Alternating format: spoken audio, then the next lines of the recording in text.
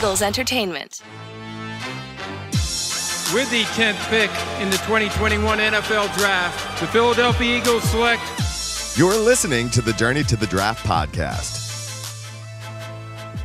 Welcome to the Journey to the Draft podcast, presented by Life Brand. I'm your host, Fran Duffy, and it's time to get you ready for Week 8 in college football. We've got 3 guests on today's show to help me do exactly that. We'll start things off with Scouting Report, where my friend Eric Galko joins the show to once again break down a potential player that we need to watch moving forward through the rest of the college football season. Today, Eric is going to break down an FCS prospect who is absolutely making a play to be a day 2 draft choice. You do not want to miss that conversation with Eric. Then we're going to transition to This Week in College Football with Saturday Scouting, where I'm going to catch up with Ben Fennell to go through the Week 8 matchups, players you need to watch, guys who can help themselves the most this weekend. A look at Pro Football Focus's top 10 players by position. They just released a new list from Mike Renner, who does a great job over at PFF. So we're going to go through that list, and then we're going to wrap things up with Pick 6, where Ross Tucker and I are going to take a look at 6 more games from this weekend. Ross extending his lead this past weekend, so I've got some ground to make up. We'll see if I can do that this week to close out the show. As always, make sure you go onto our Apple Podcast page, leave us a rating, leave us a review. If you've got a question,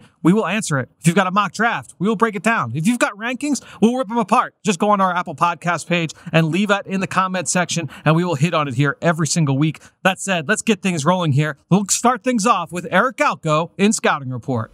Dim those lights. We're headed to the film room for the Scouting Report.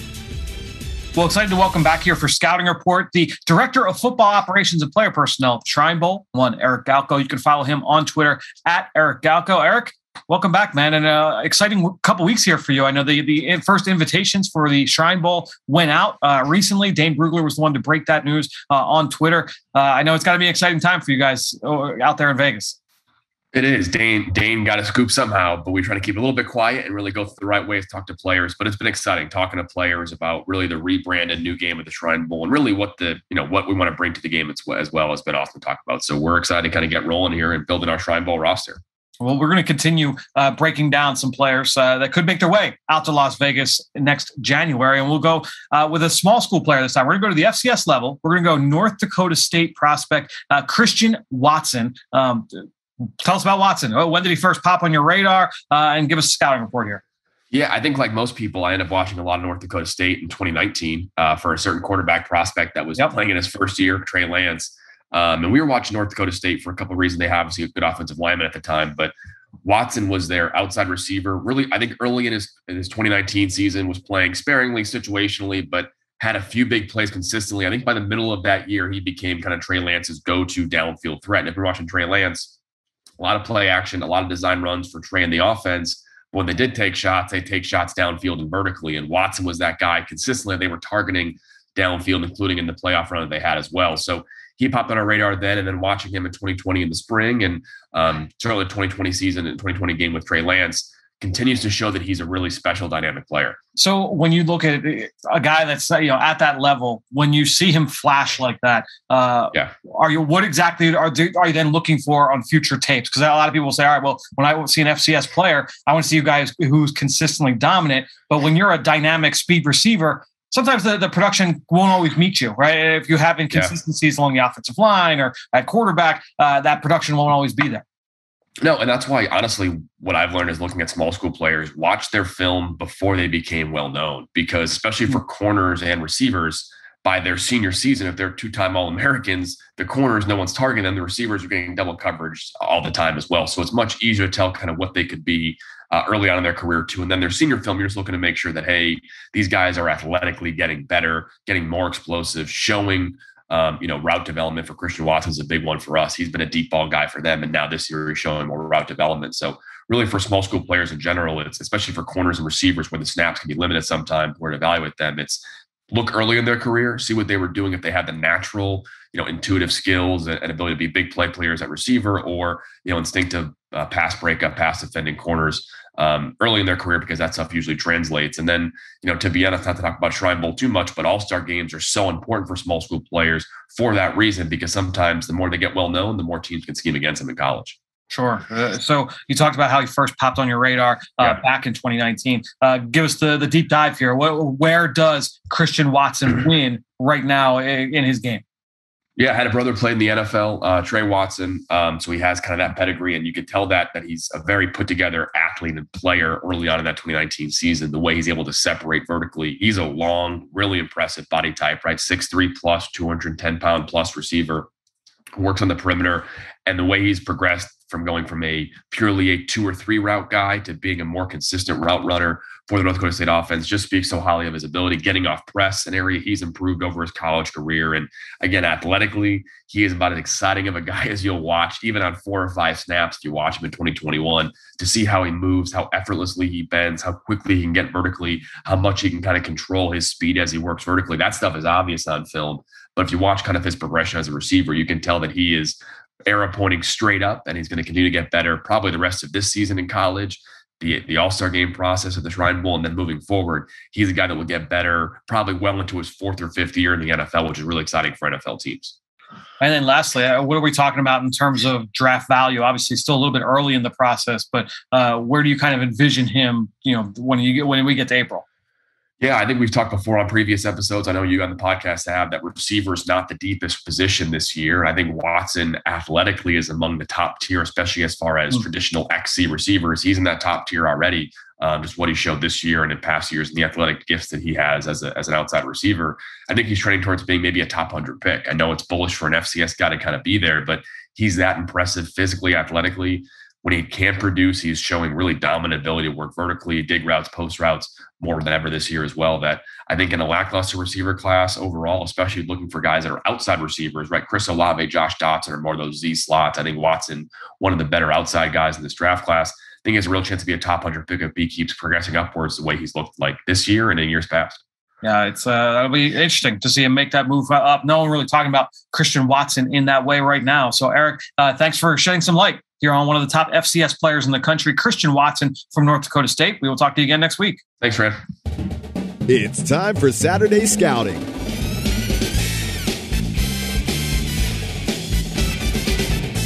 All right, let's shift our attention to this weekend in college football as I welcome in Ben Fennell to go through some of the big matchups here for Saturday Scouting. Ben, another interesting slate here of college football this weekend.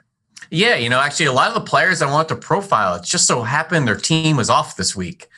So there isn't a full slate. Not every FBS is out there. There's a couple bye weeks here and there as we're hitting the midpoint of the season, but still plenty of ranked teams and plenty of prospects. No question. But before we get into this weekend's matchups, actually, I want to ask you about a couple pieces of content that have gone out. Just this week, we saw an article from Mel Kiper over at ESPN and an article from our friend Dane Brugler over at The Athletic. Sleepers Dane Brugler, what does he know? Yeah, exactly right. Who would ever listen to a podcast with that guy on it? But Dane put out a list of sleepers for round 1, 5 names that you guys need to know. And I thought, let's talk about that article a little bit. And I figured, is there one name from that group of 5 so that we don't upset, we want people to go back and read the article by Dane, obviously. Is there one name that stands out to you from that group? Yeah, absolutely. And it's Kenny Pickett, quarterback from Pitt, who he also did a film room piece on last week with his quarterback coach, Mark Whipple, out there at Pitt. Really good piece. Check that out. Check out this article as well. But I'm just surprised in combination with, Kenny Pickett's really strong season and the murky quarterback class. I didn't think Kenny Pickett was going to be a first-round discussion quarterback. But here we are, nearing the end of October, and Dane Brugler saying this is one of the guys that could rise and be a day one player. And I think that just surprised me based on his body of work and skill set. But this murky quarterback group and nobody really taking the reins at the top, whether it's Rattler or Howell or Corral or Ritter and Malik Willis, all those guys have seemingly had up and down play this year. Kenny Pickett's been steady Eddie, and he's slowly kind of crept his way into this part of the conversation, and he is a day one conversation at this point. And I just think that was surprising to see. Yeah, I think when you look at it just from like you said, the body of work, it's a lot different from a profile standpoint compared to Mac Jones from a year ago, right? Mac Jones, pure pocket passer, not known for his athleticism and escapability. That's a knock that you would have on Kenny Pickett. I do think he's more athletic than people give him credit for. That's why I do feel like he's a little bit closer to a Joe Burrow than a Mac Jones. But that said, look, we saw Mac Jones go in the top 15 of this past draft, and he has that similar kind of profile. I think when you watch Kenny Pickett, He's got all the answers from an offensive standpoint and understands where his outlet is. He's able to go through progressions. He's consistently accurate. He's got touch to all three levels. The arm talent is there. The athleticism is there. He's a guy that, to me, checks a lot of boxes. Yeah, but a lot of those boxes are being checked with B+ play, in my opinion. Yep, that's the difference. I don't think he's an exceptional athlete. I don't think he has an exceptional arm. He isn't a massive 6'5" quarterback. He's 6'2", 220. He's also 23 years old.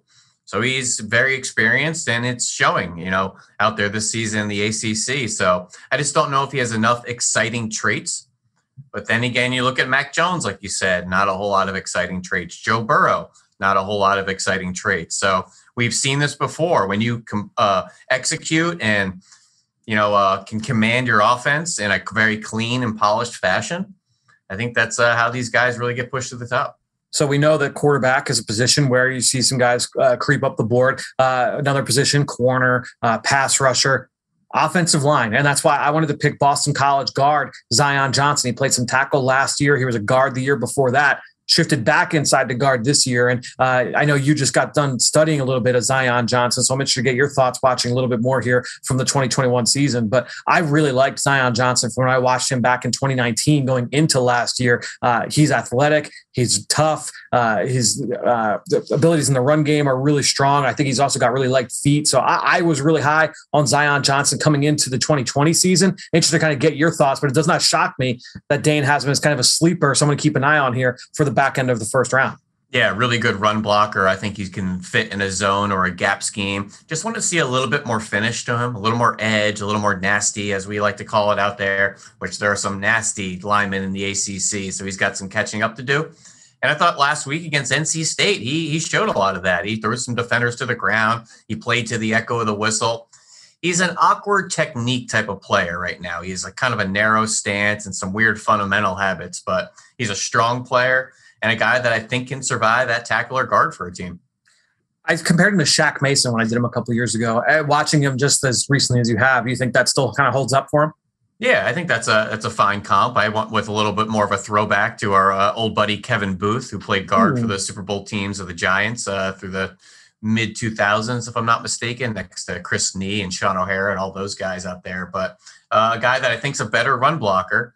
We'll just see if he's got the tools and the athleticism to kind of hang against some elite three techs. Interesting. Well, again, make sure you go check out that piece from Dane Brugler. We did two of those names you need to watch, but there's still a couple more on that article. Let's now shift our focus here to this week, week 8 in college football. A matchup to watch. Ben, I will come to you first here.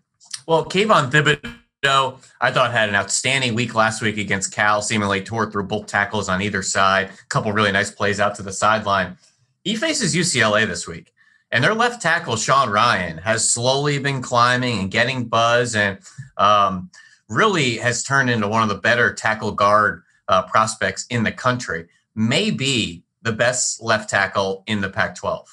Wow. I know Abraham Lucas is out there and Jackson Kirkland. There's some other nice players here and there. I'm sure Stanford's got a young guy behind Walker Little, X, Y, and Z. But Sean Ryan, Kayvon Thibodeau, I think that's tackle 1 in the Pac-12, edge 1 in the Pac-12.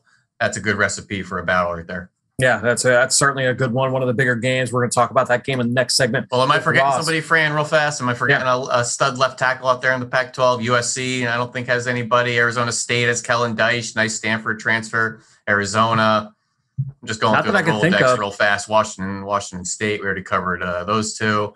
Oregon State, I don't think so. Yeah, let's go with Sean Ryan, best tackle in the Pac-12. Book it. Put your stamp on it. I like it. I'm going to go similar position battle here. I'm going to go with the trenches.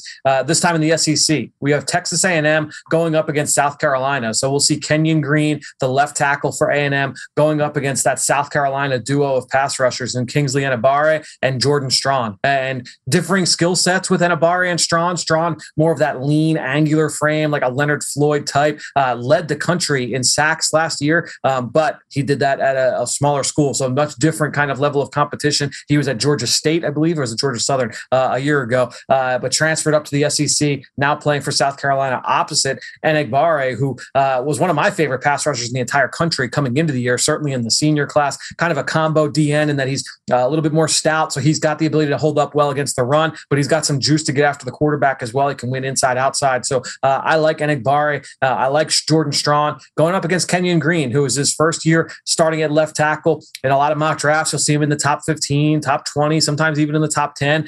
So Kenyon Green has that proven versatility. He's played both guard spots and now at left tackle. That'll serve him well. But this is a guy that is playing well at tackle. And honestly, you're starting to see him now in tackle rankings instead of just the guard rankings. And obviously that'll be important for him and his draft stock moving forward.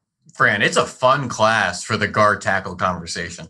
And I think it starts right at the top with Evan Neal, who's played guard in his career, Darian Kennard. I mean, Eki Ekwonu is already getting that treatment. Yeah. Jackson Kirkland's played guard and tackle in his career. Really fun group of just conversations right now. There's no right or wrong answer, but just projecting and your type of style and what you would prefer and what scheme fit does he work better in or don't, not. Just a really interesting year for the tackle guard group. And you know this, but for the way that I personally kind of put guys down in my sheets and in my notes, that's why a few years ago, we're going to be close to a decade now. I think like 6-7 years ago, I decided, I'm not even going to split these guys into tackles, guards, and centers. I'm just going to do all the tackle guards and all the guard centers. And sometimes there's a little bit of overlap, but it's saying like, okay, this guy's an interior guy and this guy's got that swing ability. He's either a tackle or a guard because it just gets a little too hairy. Like, look, I love Eki Ekwonu. You love Eki Ekwonu. One of us likes him as a guard. One of us likes him as a tackle. Neither of us are wrong. He might go to one team and be like, yeah, we're going to play left tackle for the Baltimore Ravens. Another team might say, hey, you're going to play left guard for the Kansas City Chiefs. I'm just picking random names. We might already have an all-pro left tackle or based on who cares? It doesn't matter. But I need to do that though, Fran, because every podcast I'm quickly sorting through my database to find a note or something off the cuff we just mentioned, and I never get to the right position. Like Eki Ekwonu, I just went to guard real fast. Shoot, he's with my tackles. Yeah. I was looking for Darian Kennard in my guards. Shoot, he's still with my tackles. And Zion Johnson, I'm with my tackles, and he should be with the guard group. So I do this all the time. I could just never find that right positional group. But if you merge them together, might cut out some of that. You don't have to worry about it. That's I've done that for a long time. We'll talk databases when we get off the pod here. Yeah, right. Exactly. We'll take that offline. All right, let's go to our next category. I love this one.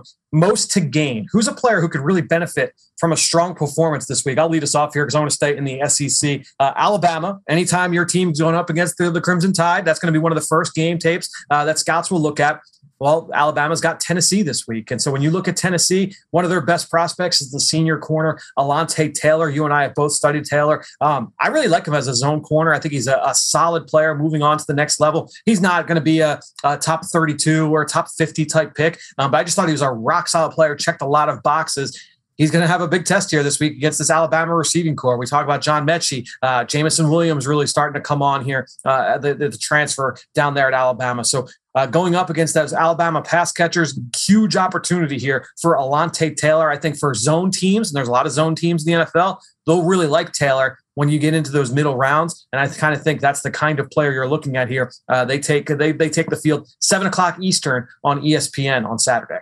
And Fran, there's two position groups right now that are clearly in the dartboard rankings or the boggle rankings that I've been saying. We all know quarterbacks. It seems all over the place. The other one's linebacker, which the rankings and the pecking orders and the top 10s and who's a first rounder is all over the place. But Micah McFadden at Indiana is having a great year, despite Indiana maybe not, capitalizing in the win total like they had hoped. Their offense is horrible. They can't score. They can't run the ball. They're turning it over. Pick sixes from Michael Penix. But Micah McFadden, who I expected to have a good year, is having a good year. Rushing the passer, run stuffing, out in coverage, really reliable tackler. He's rangy. He's got size. He's got length. Long story short, Fran, he plays Ohio State this week. That's the premier game on the schedule. That's the game scouts want to look at first. I'm not saying Indiana's going to upset the number 5 team in the country, Ohio State.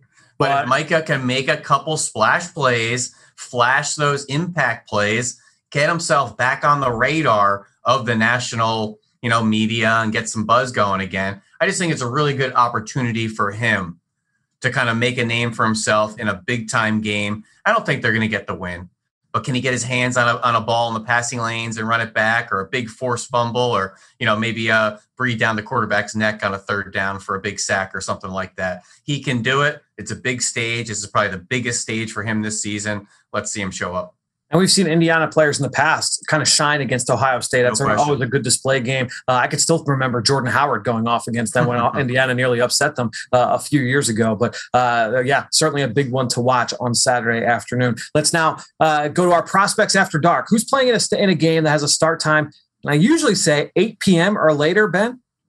This week, there are no 8 o'clock starts. Real tough. It's a weird slate. All of them start at 7:30. So I changed the time for 7:30 just to widen the scope for us a little bit.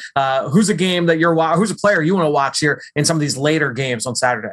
Well, on Saturday, there is only one game after 7:30. Who does Kentucky play at 7:30? Actually, I think Kentucky's off this week. They got some Band-Aids to put on after the butt whipping from Georgia. We might as well call this category the Hawaiian I can never remember their mascot. The Warriors. The Rainbow Warriors? The Rainbow. I don't know if they're still the Rainbow Warriors. I think they're the Rainbow Warriors. Anyways, but New Mexico State's playing Hawaii with a midnight start.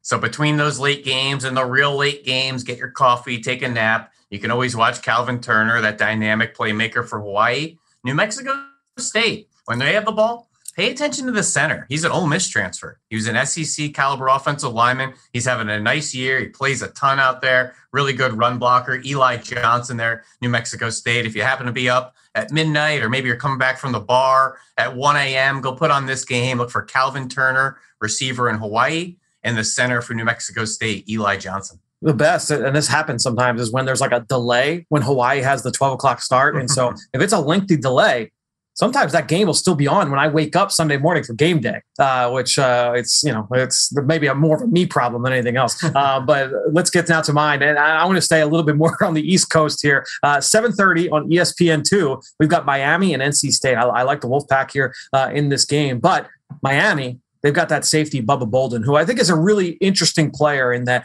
look, he's a USC transfer, had some issues with some injuries early on in his career.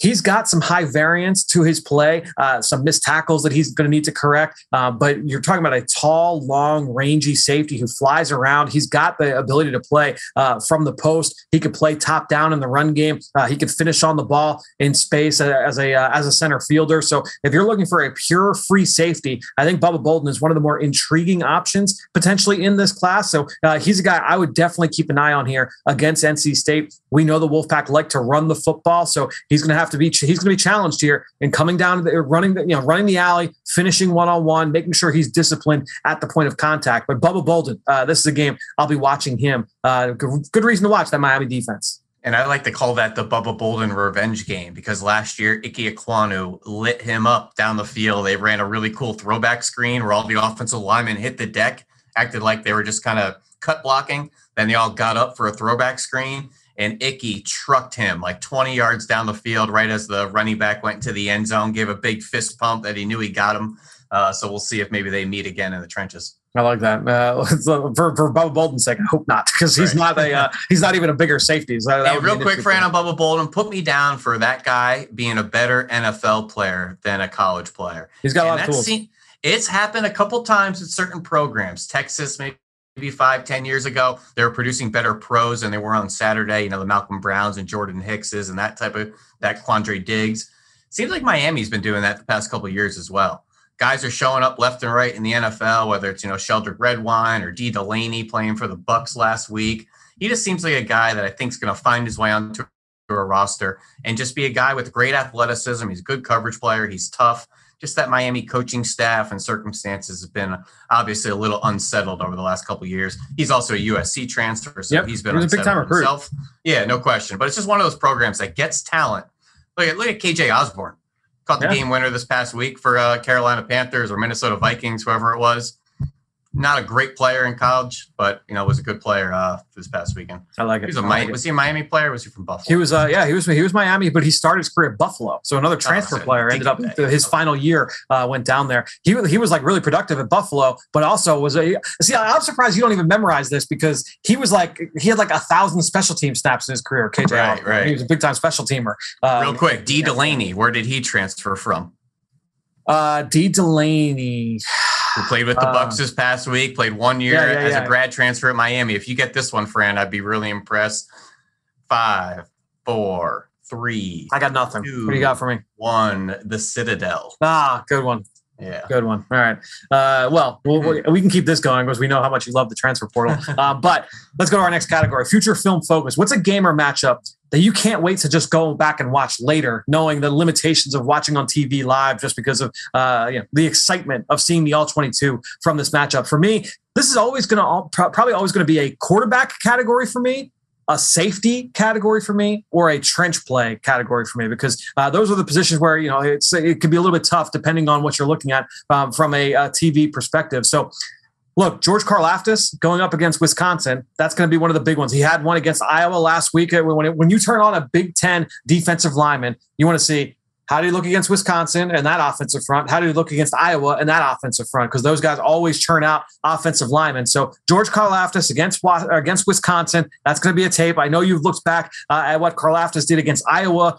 Dane Brugler just put out a long thread of what Karlaftis did against Iowa this past week. He's one of my favorite players in this class. And so just getting a chance to continue to watch him. 3:00, Big Ten Network. Make sure you're watching George Karlaftis. Yeah, that's going to be a really fun one. Wisconsin loves their 23 personnel and condensed sets. They're going to try to really run it up Karlaftis' butt out there. It's going to be a tough, gritty game. We don't know if he'll get the quarterback influences because Wisconsin doesn't drop back and throw very often. But I'm looking at Clemson Pitt. I obviously want to see Kenny Pickett out there, who threw 4 interceptions in this Clemson game last year. He has 5 interceptions to Clemson in his career. He's obviously had a couple of missteps against this elite program. I want to see him show up, and I want to see it on tape.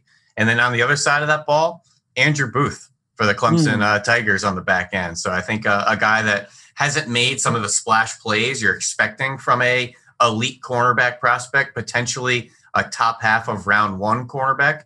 So I would really like to see not only Kenny Pickett going against an elite Brent Venables defense, and then Andrew Booth on the other side, and maybe getting into some passing lanes and then pick one off. But Kenny Pickett, 4 interceptions last year in this game. Remember, he only threw 4 up to that point last year, and then threw 4, and things really started to skid, and receivers started dropping balls. Pitt has to show up for him on Saturday. Have you done Booth at all from this year? Like, have you looked at him in second year as a starter? To be perfectly honest with you, I haven't watched a whole lot of Clemson this year in general. Their offense took a huge hit with all the seniors leaving, and ETN and the quarterback and the receivers. I need to watch Justin Ross. I did watch a little Brian Breesy for some reason. He's not eligible. I'm a sicko, but no, I haven't really watched a lot of Clemson defense this year. Yeah, Booth flashes. And I haven't done the deep dive from this year yet. I only watched the 4 starts he had a year ago, but I'm pretty high on that kid. I think he's got a really bright future ahead. I need to watch Nolan Turner. I got to figure out the edge rusher that missed last year with COVID. David Thomas. Yep. Yeah, there's a couple guys. I'll get to their tape eventually. Yeah, for sure. All right, let's get to our comparison chat. You use an NFL comp to profile a prospect for this weekend. I'm going to go to Arkansas safety Jalen Catalon. I was asked about him over on the Ucla and Sky podcast, actually, Ben. We're just looking at the safety class. But Catalon, he reminds me of a player that we just saw on tape last week when the Eagles were preparing to play on the Tampa Bay Bucs. Watch some early tape of that Bucs defense. You see Antoine Winfield, a second-round pick in 2020, flying around. Jalen Catalon reminds me of Winfield. Obviously, the stature is very, very similar. So you got the height, weight, speed element, but even just the play personality really stands out on film. Both guys had that nose for the football, the ability to create big plays in the back half, but then also that aggressiveness downhill. So Catalon, Winfield, I can't take full credit for that comp because after I had finished watching Jalen Catalon, I was actually talking with our buddy Dane, and we're going back and forth, and he was like, "Yeah, I like an Antoine Winfield comp." I was like, "Oh man, that's actually nails." Like, I love that one. So Jalen Catalon to Antoine Winfield. That's my comp for this week. You can't make a comp to a guy that's only been in the NFL for 2 years, Fran. That's not fair. So dude, you make comps to guys that are like that you saw on QB1 3 years ago. That are I'm actually going to make a comp to an NFL rookie right now. That's my joke, but.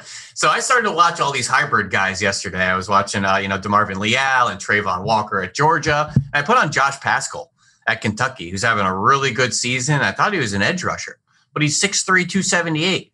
He's lined up stand-up, then a snuggle on it. Then he's at 3-tech, and then he's lined up at 0 in sub packages. He's already got a block kick. He runs down on punt coverage, Fran. He's on punt return at 280. Awesome. Now he's got heavy hands. He's got this thick frame. He's kind of built like a refrigerator. There's nothing angular about this guy. Little stiff in the lower half. Reminds me a lot of the way Boogie Basham played at Wake Forest. A guy that lined up and down the line, relentless, heavy-handed, every bit at 270, 275. A guy that can survive on special teams with his motor, his pursuit, his general athleticism. He's a guy that just really saw that type of player. I know Boogie's struggling to kind of get on the field right now for the Buffalo Bills. They're deep up front with Ed Oliver and Gregory Rousseau and some of those parts. But I really think he's going to hit his stride on the back half of the season there. But Josh Paschal, he's a heavy end. He can slide inside. He's a tough player. He plays special teams. Really fun player out there in Kentucky. So you're keeping him with your edge group? No. I actually have him in this hybrid group right now with Leal, Zachary Carter at Florida, Isaiah Thomas at Oklahoma, the kid from Minnesota with the name I probably can't pronounce. Boye Mafe? No, there's another kid. Oh, the Minnesota. Other kid. Okay. Yeah, I'm blanking on his name right now, but so I'm going to put him in this kind of hybrid group, just like you're talking about having a group for guards and tackles. I need to have this. I know. Just for the reference, the Minnesota kid, he wears number 9. He's 6'6", 285. Reminds me a lot of Deo Odengbo, another NFL rookie. Just got on the practice field yesterday for the Colts after tearing his Achilles in January. But the Minnesota kid, Iezi Otome, I'm not even going to try. E-S-E-Z-I. Don't they have the I feel like Minnesota's got the phonetic pronunciation right there. Oh, they do, yeah. But I'm on the pod, so I can't hit it right now. But his last name is Otomewo. Number 9, Minnesota, lines up all over the place. I really apologize for not getting the name right. I'm going to keep stalling here until Fran can maybe pronounce it for us. Because you know that I'm working on it here.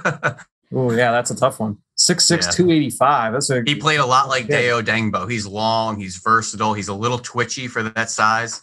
He kind of has a basketball frame, super long torso, very long limbs. He's high cut.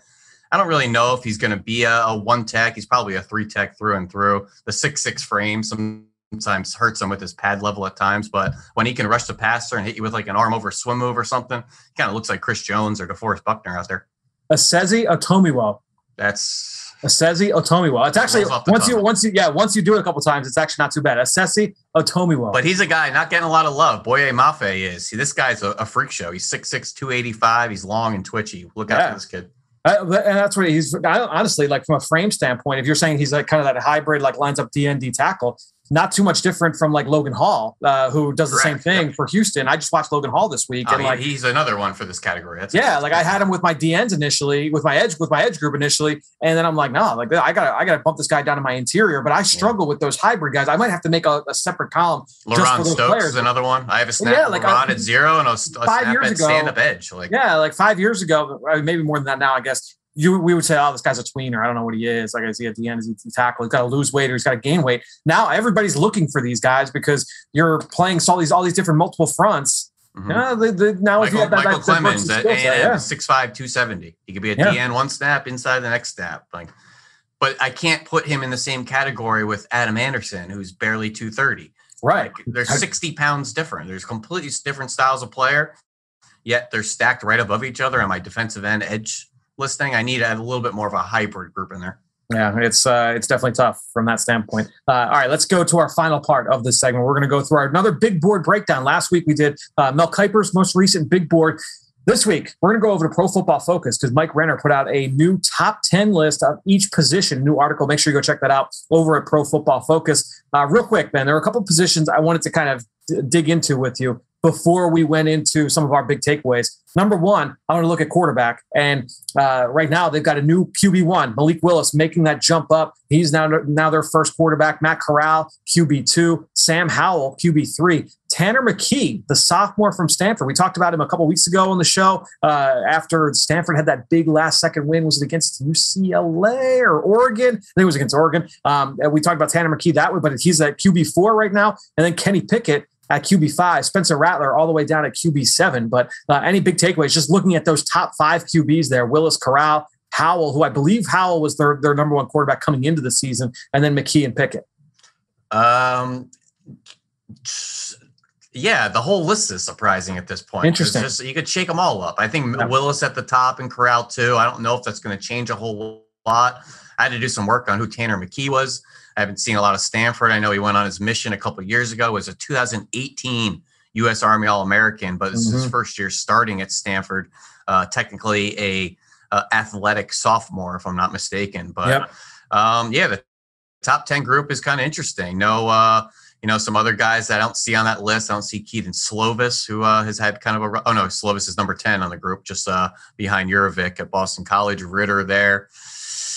Yeah, it's an interesting group, and it's probably going to change even more as we head into draft season. Yeah, I think that the Willis 1, Corral 2 is definitely becoming a little bit more common. We're starting to see that a little bit more and more. Let's go to linebackers because, as you mentioned, that's the other group where, depending on who you ask, it's a whole different pecking order. So let's go here to Mike's list and just the top 5. Devin Lloyd from Utah, a player that you and I have talked about a couple times over the last few weeks. Nakobe Dean, one of the leaders of that defense for Georgia. Christian Harris down at number 3 from Alabama. Brandon Smith at number 4 from Penn State. Then a name I didn't know, Justin Jacobs at Iowa at linebacker 5. Just takeaways there from that group.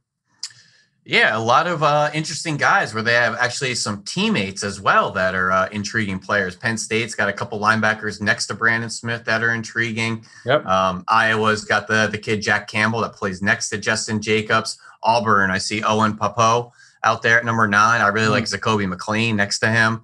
Chad Muma, I love seeing him. Wyoming, I actually just watched his tape from last week. Tackling machine with range and size. He's a guy that could end up rising a little bit more as well, but another group that's very unsettled. I just really like Christian Harris too. Like he's at number 3 on this list. I think Christian Harris is really good. I went back and studied some of his film from just this season as well. And this is a kid who not only is really athletic sideline to sideline, but he is strong, man. Like if you're a team, we talk about this a lot over the last month or so, about the run stuffing defensive tackles, are the as the Jordan Davises, those kinds of nose guards, are they going to be more valuable as teams continue to play more light box? That's becoming more prevalent around the NFL. More teams running that Vic Fangio, Brandon Staley style of defensive scheme. We certainly see that here in Philadelphia. Will a guy like Jordan Davis be seen as more valuable? I look at a guy like Christian Harris and say, yeah, like this guy makes a lot of sense for those kinds of teams, right? Because he is so good on contact, playing downhill, defeating blocks, and he also has that range to be able to make those plays outside the numbers, outside the box as well. So Christian Harris, he's missed a couple tackles here and there. That's one thing that you want to look at. But this is a guy who was a high school wide receiver and safety, made the transition to linebacker at Alabama, had to start as a true freshman. Remember, that was the year when Dylan Moses got hurt early on. So they had a couple other injuries there. I know Ben Davis got hurt, a couple other guys on that depth chart. So they had to throw 2 true freshmen in. Harris was one of them, and he never left the starting lineup. He is really, really gifted. So he's another guy I would keep an eye on. He's number 3 on this list. Would not shock me if he went a little bit higher than that by the time we got to April. Let's go to our top 5 safeties here on this list. Again, this list from Mike Renner at PFF. Kyle Hamilton from Notre Dame, no surprise, number 1. Alabama safety Jordan Battle at number 2. Penn State safety Jaquan Brisker at number 3. He's been very productive this year. Daxton Hill at number 4 from Michigan. He also, by the way, I mentioned Mel Kiper's list. Mel Kiper listed Daxton Hill as a potential sleeper for the first round. And then Jalen Catalon from Arkansas. We just talked about him a few minutes ago. So those top 5 safeties, any notes there from that group? No, it's just a really deep group. But when you look at the whole top 10 of this category, another one that needs to be ripped apart and kind of sectionaled, because you have nickels in here and like Daxton Hill, you have tight end erasers and Brandon Joseph. You have back end guys like Varon Mckinley. You have some thumpers like Damani Richardson, and even Jalen Catalon will come down and kind of hit you in the box there. A lot of different skill sets and shapes and sizes and abilities in this group. So another one that if you're doing your own database, maybe have some frees and some back end players, maybe have your box safeties or some dime linebacker converts, or maybe just a matchup guy, whether it's somebody you want covering the tight end or maybe a nickel, project out there. But I think it's going to be a deep safety group and a lot of different types in here. And as always, when you're looking at team fits, it's about what kind of defense you run and who's a fit for what. And that's really, really important when you're talking about that position, especially. All right. Another question I've got for you. Most surprising top prospect at a position. When you look at all the positions Mike listed out, was there a guy that was number 1 at his position that most surprised you? Last week for Mel Kiper, I said it was Trey McBride at tight end, the very productive player for Colorado State. And Mike Renner has Trey Mcbride as his number one tight end as well. So I'm going to go 2 for 2 here. So I like Trey McBride, and you and I have talked about him. You broke him down over the summer in previewing the non-Power 5 prospects to watch. An interesting combo tight end. He can block, he can catch, he can run routes. I don't know if he's that number one guy, but interesting that now that's 2 kind of reputable sources here that have listed him as the number one guy at the position in this class. Yeah, he's got good size. He's been making tons of plays in the pass game, not only on the ball, but after the catch as well. He'll block for you. Really well-rounded player. I think one of the more coveted combo tight ends in this class. I'm going to stay on the offensive side here. Running back 1, Fran. You see this? Kenneth Walker III out of Michigan State coming over from Wake Forest. I think we all thought it was going to be Isaiah Spiller and Breece Hall and, maybe somebody down the SEC would really take the season by the horns like a Brian Robinson or maybe Jerrion Ely at Ole Miss. But to see Kenneth Walker after the season he's putting together and the entire Michigan State Spartans, they're off this weekend, enjoying their undefeated season up to this point. Really fun group of receivers out there. But Kenneth Walker, running back 1 at this point right now, leaving missed tackles and broken tackles all over the field this season. He's got good size. He's got the home run speed. He's got the toughness. Checking a lot of boxes out there for a guy that probably wasn't on many radars coming into the season. No, I would not think so. And a guy that certainly has helped himself here this year, True Junior, the transfer. And Fran, I didn't expect it at all. I was a little bit more in tune with, Anthony Russo coming over and the receivers, but I did make the note. Michigan State had one of the more veteran senior offensive line groups in the nation. I don't know if there's a whole lot of high-level prospects out there or anybody to get too excited about as far as the NFL. But when you have a veteran offensive line group with good continuity, this is sometimes the results you can get, and the running back can reap the rewards. So next question I've got for you, most surprising low prospect at a position. So maybe someone that was like outside the top 5 at their respective spot that you're like, oh, I'm surprised they're that low.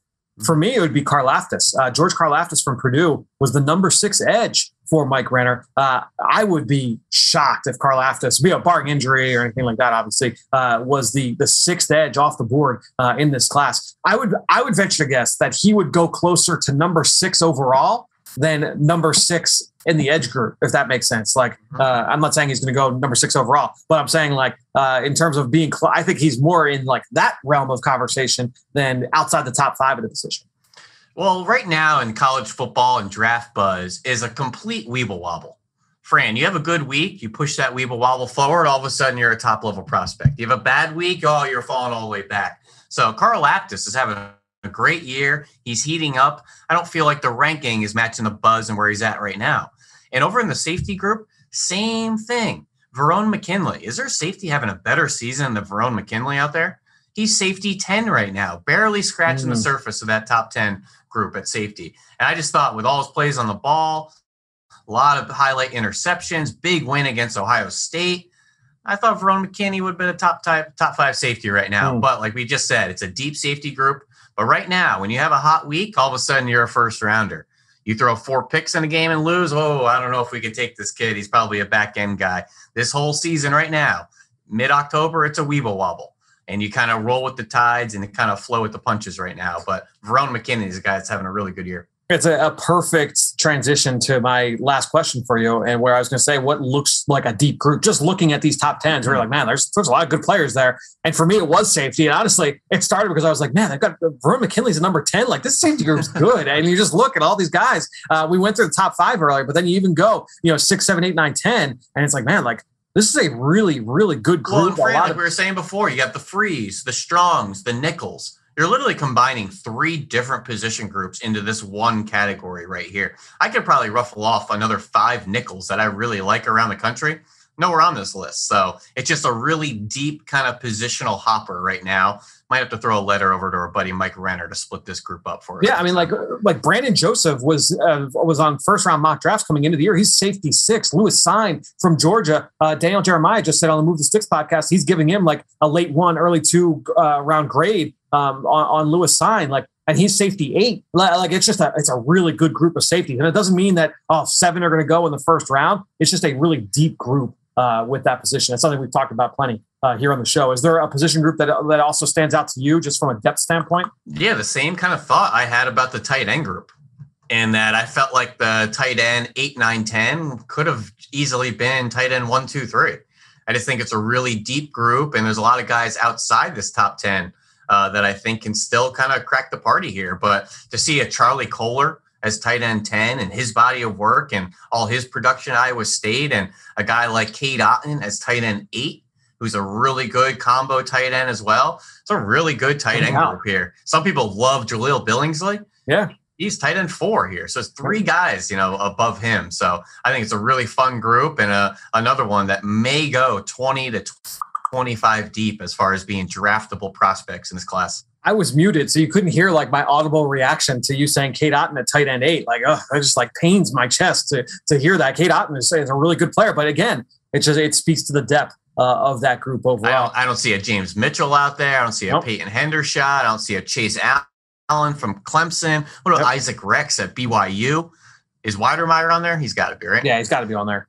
I have to go back and look, but he's got to be. Isaiah Likely's 2. Weidermeyer's number 3. Got to be 3. Yeah, okay. Yeah. Isaiah Likely's having a great year. Tight end 2 is probably appropriate considering his stock.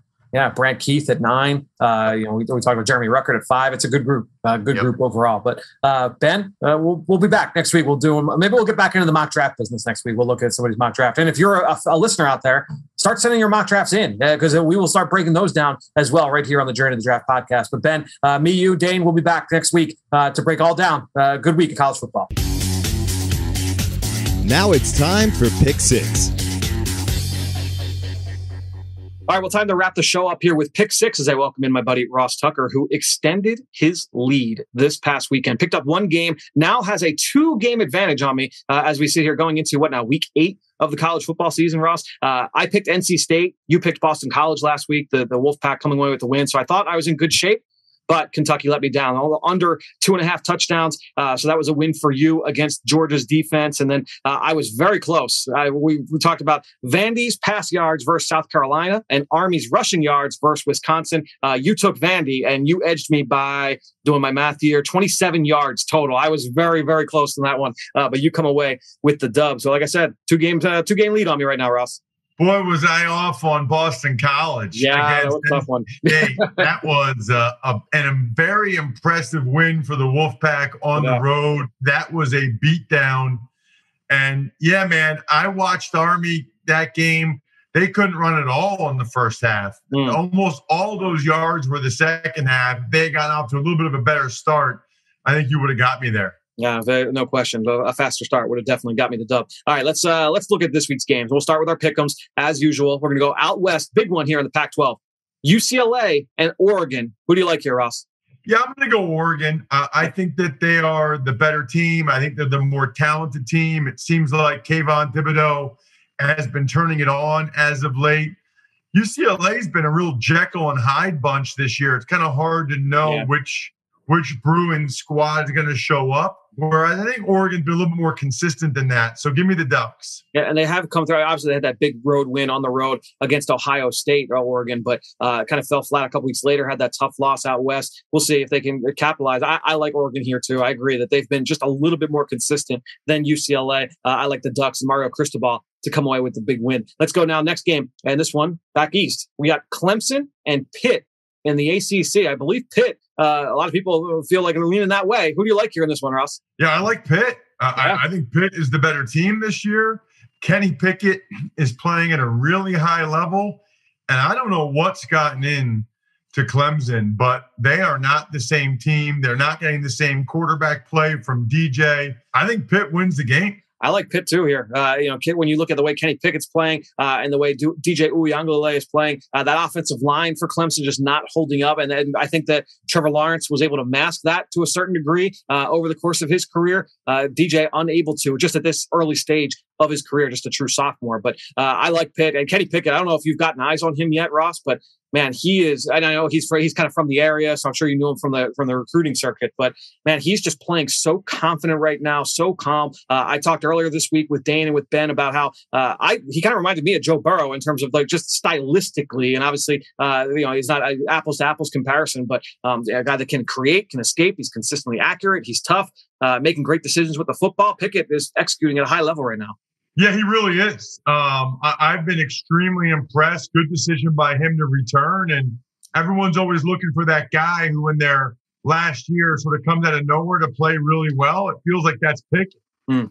Let's get to our next one here. This one, an either or. So we're going to look at here the number of combined tackles and tackles for loss. We're going to look at some talented edge rushers here in this one. So who is more productive from a tackle and tackle for loss performance this weekend? We're going to take a look at Oklahoma edge rusher Nick Benito. They take on Kansas. A lot of people feel Oklahoma's starting to roll now. Or Minnesota and Maryland. And we're going to take a look at the Gophers pass rusher, Boye Mafe. Both guys kind of undersized pass rushers. They're built a little bit different, but both guys explosive first step, that ability to turn the corner. I'm not sure if you've seen any of these guys live here, Ross, but what do you think here? Who do you like, Benito or Mafe, to be more productive this week? I'm going with Benito for two reasons. Number one, I've heard of Benito. I have not heard of Boye Mafe. And number two, I think Maryland's a decently better team than is Kansas. So I just am going to go with Benito and the fact that I have more confidence Oklahoma will be playing with the lead, and I have more confidence that, Kansas can be had than Maryland. I think it's a good point by you. And Mafe, look, he's disruptive, but the production not always there. The only thing that gives me pause is that Oklahoma defensive front. They've got a lot of guys who can eat, man. We talked about that in the past. Perry and Rimfree and Isaiah Thomas and Jalen Redmond. You go up and down the line. They've got a lot of guys. So I will take Boye Mafe here. I'm going to roll the dice. I need to start making up some ground on you. So I will take Boye Mafe. Let's now go to our over-under. And the number that I'm giving you this week, 225.5. So big number here, 225.5 combined receiving yards for Ohio State star receivers Chris Olave and Garrett Wilson going up against the Indiana Hoosiers. Who do you like here, Ross? I like the over. I like Olave and Garrett Wilson. Those guys, they're so gifted as both route runners and body control. Really, really impressive. They are fun to watch.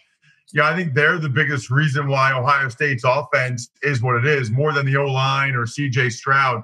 I'll go over. I know Indiana's defense is pretty good, but I think that's primarily front seven. I think they are going to have to go ahead and throw the ball. And I think Olave and Wilson have big days. Yeah, they've got a banged up secondary right now. Tywan Mullen is a stud, but he's been banged up. He's kind of his status up in the air for this week. I know they've got some other guys in that secondary, but the health and the durability has been the concern for the Hoosiers back there. So I will take the over as well.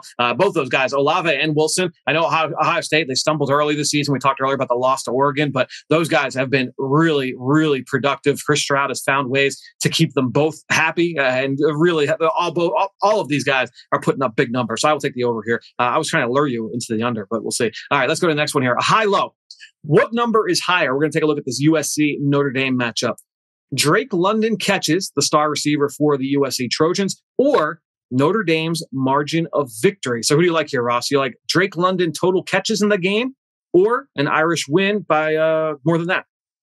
I usually take the catches because there's a chance that the team doesn't win. Sure. Right? So, or they win a close game, but USC is struggling. I think Notre Dame wins by double digits. I don't think Drake London gets there. He's kind of the main and only thing USC has. I'll go Notre Dame margin of victory. I was really on the edge here, and it could have gone either way. I actually wrote down Drake London catches first, and I'm going to go with my initial gut. He has just been so productive. I mean, clearly the focal point of that offense, of that passing game. I don't know if you've done him or recently, but he is an above the rim wide receiver, just a tough matchup. And Notre Dame, they've given up their fair share of yardage down the field. I like London here to put up some big numbers in this game. Let's go now. Our upset special. Tough one this week. I struggled finding a good one, but who do you like here? What's your big upset to win? I didn't like any of these. I know these were tough. Second week in a row where it was tough. I don't think this is going to happen.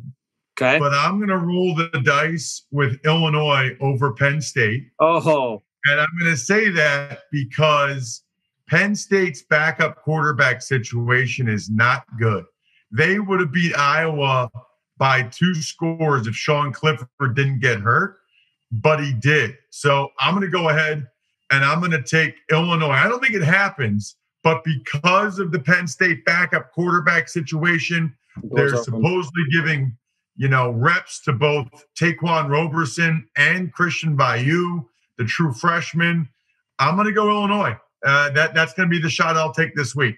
What do you think? Did you see the comments from Brett Bielema earlier this week? Just kind of, I don't know. He was asked about just his personnel, and obviously it's his first year there with the Illini, but just basically said, yeah, we don't have any guys that the previous staff recruited playing in our two deep right now. And I was interested to see how the team would respond, and we'll see here this week. The tough one to go. Yeah, what do you got? All right, I'm going to go. I'm going to go to the MAC here.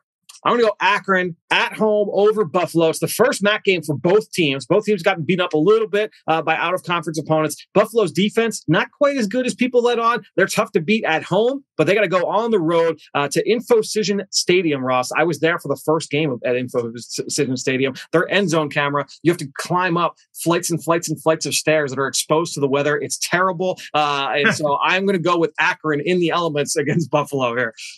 I like it. I'll be doing Buffalo's game next week against Bowling Green. So I certainly hope that doesn't happen, that upset, but I can see it happening. You were you kind of went viral last year with Buffalo with Jared Patterson. You expecting anything big? I know his twin brother is playing linebacker on the other side. We'll see if they're able to pull it off. But it's always fun. His brother's very good, but that's got to be weird to be separated from your twin for the first time in however many years. No doubt. Well, Ross, we'll see if you're able to extend your lead or if I can eat up some ground here. We'll talk to you next week right here on the Journey to the Draft podcast.